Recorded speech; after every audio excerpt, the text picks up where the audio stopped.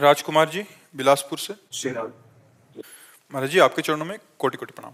महाराज जी, जैसे लोग भंडारा कराते हैं, भगवान के नाम का प्रसाद या लंगर लगाते हैं, तो ऐसा बोला जाता है कि प्रसाद बांटने वाले के पाप कट रहे हैं और भोग पाने वाले के हिस्से में आते हैं और उनके पुण्य नष्ट होते हैं। तो महाराज जी, हम अपने हिस्से के पाप किसी और को क्यों दें कि हमारे खुद के गलत कर्मों की सजा कोई और क्यों भोगे? और महाराज जी, उद्देश्य इसका दूसरा भाव कर लो कि भगवान ने हमको 4 रोटी दी है तो 2 में हम बांट कर खा रहे हैं।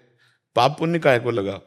हमको कोई पाप नष्ट करने की बात है, अपने भगवान की आराधना कर रहे हैं। तो दियम वस्तु गोविंदम तुभ्यमेव समर्पये, हे भगवान आपके द्वारा दी ही वस्तु आपकी सेवा में लगा रहे हैं, तो वो पाप वाली बातें हटा दो।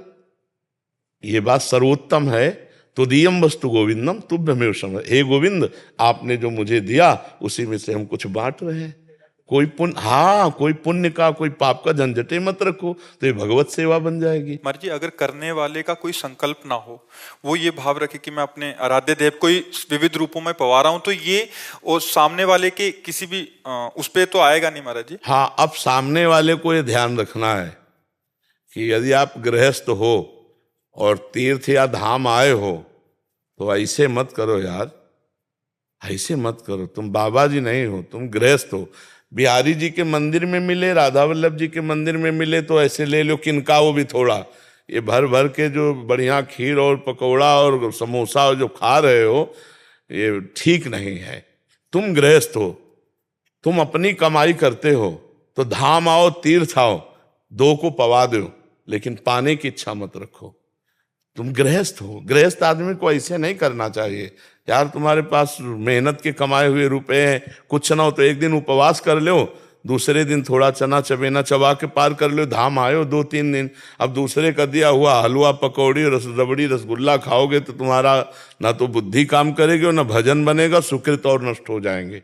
ये बात समझ लो। इसीलिए हम कई बार सत्संग में प्राय रोका है कि मंदिर में आप प्रसाद ले सकते हो, ये जो बाहर सब दान पुण्य वाला भावनात्मक है, ये तुम्हारे लिए हानिकारक होगा, नहीं लेना चाहिए। जैसे परिक्रमा आदि पे बट रहा है, वो तो चलो हम ऐसे किया चल दिया महाराज जी। जैसे किसी आश्रम आदि या कहीं रुकते हैं तो वहां अगर पाते हैं तो उतना देना चाहिए, देना चाहिए। अगर आप होटल में जाओ तो पता चले कि ये भोजन हमें 100 रुपये का मिलेगा, तो हम कह रहे हैं ना 100 रुपये तुम दो तो 50 तो दे ही दो, वहां ठाकुर जी के चरणों में चढ़ा दो। फ्री पाके मत आओ। अगर गृहस्थ हो तो तीर्थ धाम जाओ, कहीं भी फ्री पानी भी मत पियो। अगर पानी भी पिया तो 2 रुपया वहां रख दो।